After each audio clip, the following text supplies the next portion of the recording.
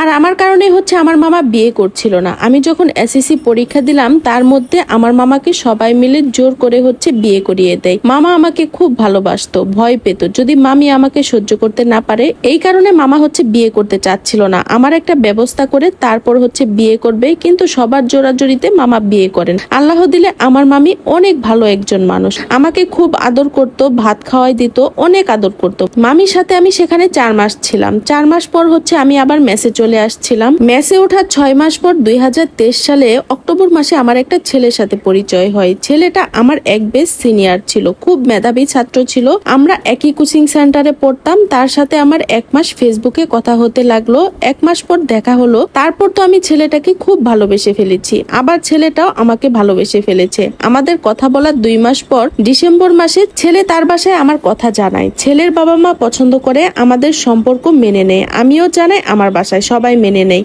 কারণ সে দেখতে অনেক সুন্দর, তেমনি স্মার্ট, তেমনি ভদ্র, তেমনি মেধাবী। এভাবে আমাদের সম্পর্ক সবকিছু ঠিকঠাক চলে। 2024 সালের জানুয়ারি মাসে আমরা দুজনে ঘুরতে যাই। সেখানে তার একটা বন্ধু আমাদের দেখে। তার বন্ধু আবার আমাদের স্কুলে পড়তো, আমাদের থেকে হচ্ছে সিনিয়র ব্যাচের ছিল। সে আমাকে চিনতো, আমিও তাকে চিনতাম। আমার প্রিয় মানুষটার কাছে হচ্ছে আমার সম্পর্কে অনেক ধরনের কথা বলে। যেমন হচ্ছে আমি নানু বাসায় থাকতাম, খালামুনির বিয়ে হয়েছে। আমার নানা বাসার পাশে হচ্ছে খালাতো ভাইদের বাড়ি। তো আমাদের স্কুল একটু হাইওয়ের কাছে হওয়াতে আমার খালাতো ভাই হচ্ছে আমাকে হাত ধরে রোড পার করে দিত। সে আমার 2 বছরের বড় ছিল, একই কোচিং সেন্টারে পড়তাম। এইসব নাকি সবাই দেখতো, আমাকে নিয়ে আলোচনা করতো, আমি নাকি অনেক খারাপ, আমি নাকি আগে থেকে অনেক ছেলেদের সাথে চলাফেরা করতাম। তার বন্ধু এগুলা দেখছে, আমি নাকি অতটা ভালো না। আমার প্রিয় মানুষটার কাছে তার বন্ধু এসব বলে। আমার প্রিয় মানুষটা তার বন্ধুর মুখে এই কথাগুলো শোনার পর আমার সাথে অনেক খারাপ ব্যবহার করে এবং কি আমার সাথে সম্পর্কটা শেষ করে দেয়। আর আমি খুব ভেঙে পড়ি। এই প্রথম কাউকে এত ভালোবাসছি, সে ছিল আমার জীবনের প্রথম ভালোবাসা।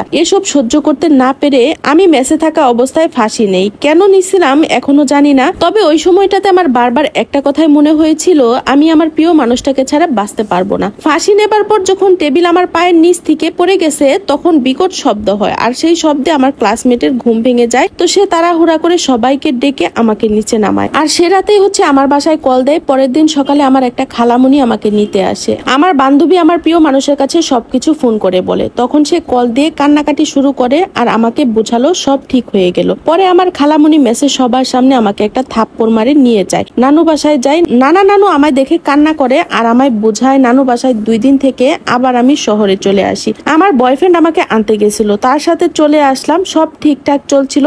আমার বয়ফ্রেন্ড একাধিক পাবলিক বিশ্ববিদ্যালয়ে চান্স পেল। তখন সে আমার বাসায় বিয়ের কথা বলল। তারা বলল এখন রিং পরায় রাখি, 2 বছর পরে হচ্ছে উঠিয়ে আনবো। কথাটা আমাদের বাসার সবাই মেনে নিল। তার কিছুদিন পরে হচ্ছে রোজার ঈদ। এর জন্য আমার প্রিয় মানুষের বাবা মা ঈদের ছুটিতে গ্রামের বাড়িতে এসেছে। তখন তারা আমাদের বাসায় আসতে চাইলো, আমরাও রাজি। হঠাৎ করে তার দাদি অসুস্থ হয়ে পড়েন আর তারা আসতে পারলো না। ছুটিও শেষ হয়ে গেছে, তারাও চলে গেছে। সবকিছুই ঠিকঠাক চলছিল। 2 মাস পর কোরবানির ঈদের ছুটিতে আমরা সবাই বাসায় চলে আসি। আমার আবার এসএসসি পরীক্ষা, এর জন্য আমি ঈদের একদিন আগে হচ্ছে বাসায় আসি। ঈদের পরের দিন আমার আবার মামিদের বাসায় দাওয়াত ছিল। ঈদের ছুটি যেহেতু, তাই একের পর এক দাওয়াত ছিল। খালামুনিদের বাসায় দাওয়াত ছিল, নানা নানি, আমরা সবাই একসাথে হচ্ছে দাওয়াতে গেলাম, আবার একসাথে চলে আসলাম। এইভাবে দিন শেষ হয়ে যাচ্ছে। জুন মাসের 29 তারিখে আমার পরীক্ষা। আমার আম্মু আমায় ফোন দিয়ে বলল, তুই বাসায় আয়, এখান থেকে শহরে যাস, আমার সাথে দেখা করে যা। পরীক্ষার সামনে তো নানা নানির থেকে বিদায় নিয়ে 22 তারিখে আমি আমাদের বাসায় গেলাম সন্ধ্যায়। 23 তারিখে আম্মু বলল, তুই 24 তারিখে মেসে যাস, আমি তোর নানা বাসা থেকে ঘুরে আসি। আমি বললাম আচ্ছা। আম্মু হচ্ছে আমার একেবারে যে ছোট ভাইটা, ওকে নিয়ে নানার বাসাতে নানাকে দেখতে গেল।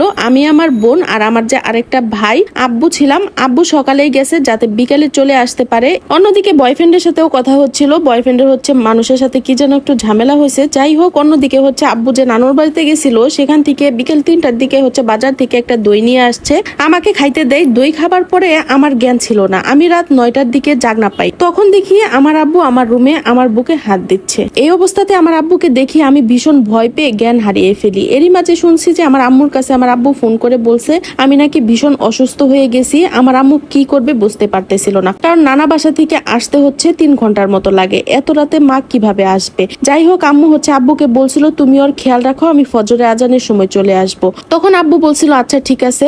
এইদিকে রাত 12টার দিকে হচ্ছে আমার আব্বু আমার শরীরে বাজেভাবে হাত দিচ্ছে। আমি বুঝতে পারছি, কিন্তু হচ্ছে আমার শক্তি নাই কিছু বলার মতো। আমার আব্বু হচ্ছে দইয়ের সাথে কিছু একটা আমাকে মিশাই খাওয়াইছিল, যার জন্য হচ্ছে আমি সবকিছু টের পাইতেছি, কিন্তু আমার শরীরে একদমই শক্তি ছিল না কিছু বলার মতো। কিছুক্ষণ পর আল্লাহ আমার সহায় হন, কোথা থেকে যে শক্তি পেলাম আল্লাহ মাবুদ জানে। আমি কোনোভাবে আমার আব্বুর থেকে আমি নিজেকে ছাড়িয়ে ভাইকে জোরে ডাক দেই। ভাই হচ্ছে দাদিকে ডেকে আনে, দাদি হচ্ছে আমার মাথায় পানি দেয়, আমার কাছে সারা রাত ঘুমিয়ে থাকে।